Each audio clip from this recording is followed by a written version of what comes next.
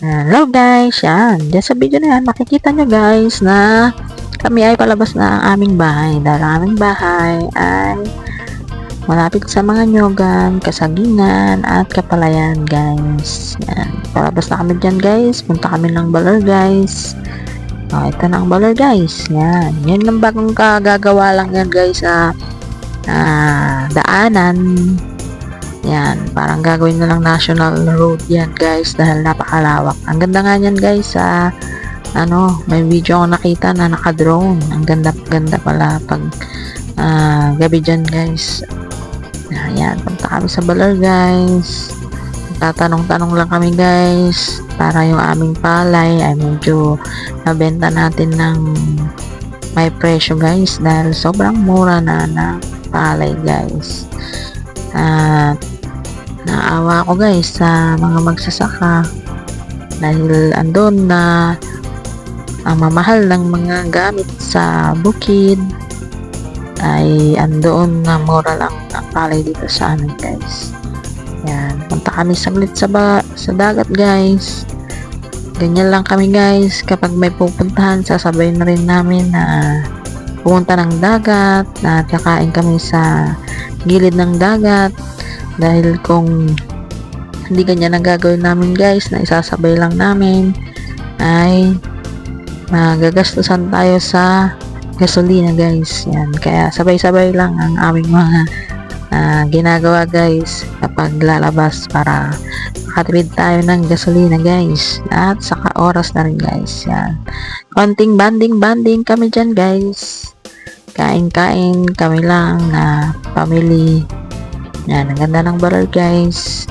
Sila nga lang ang naligo dyan ng anak ko guys dahil ako ay nagpapagaling pa ng aking ngipin na pinabunot ko guys. Hindi pa ako pwedeng magpersa masyado guys, kaya yan, tampi-tampisaw lang ako dyan sa gilid guys hanggang sa sila ay magsawa dyan guys. Yan, sa pagliligo.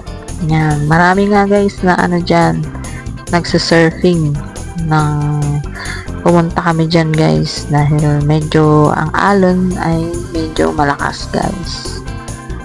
Yan, enjoy sila. Yan din yung araw guys na pumunta kami dun sa Agwang Bridge at kami ay nanguha ng unok dahil nakita namin nung kami ay dumaan doon sa bridge guys ay ang daming taong nangunguha, kaya nakiisyosokan na rin kami guys doon at andun na nakikuha na rin kami guys. Siya rin lang nabasa sila guys. Yan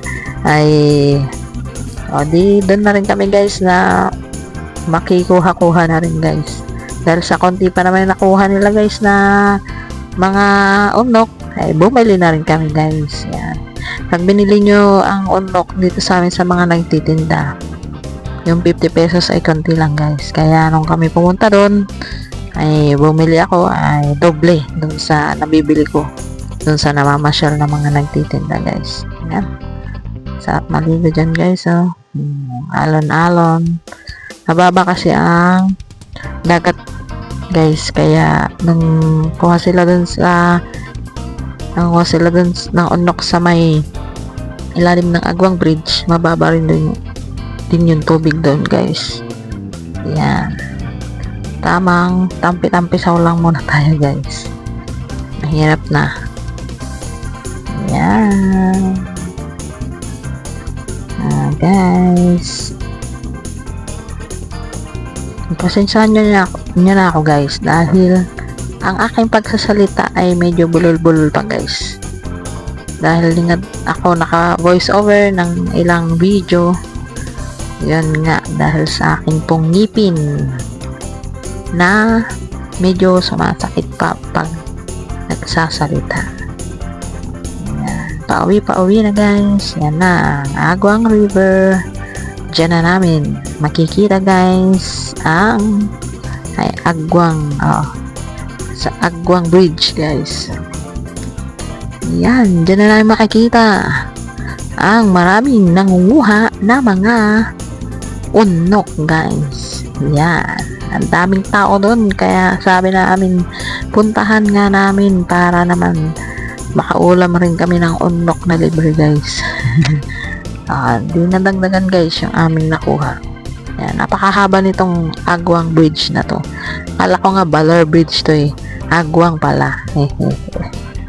Ayan. Ganito ang buhay ng probinsya. Ayan. Ito na ang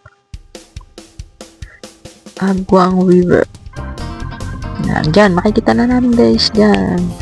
Sa video natin dyan guys na ang daming nangunguha na yun sila mga tao ng unok. And thank you for watching guys.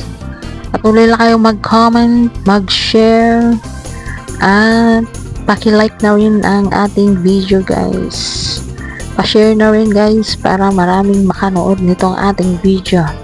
Bye bye!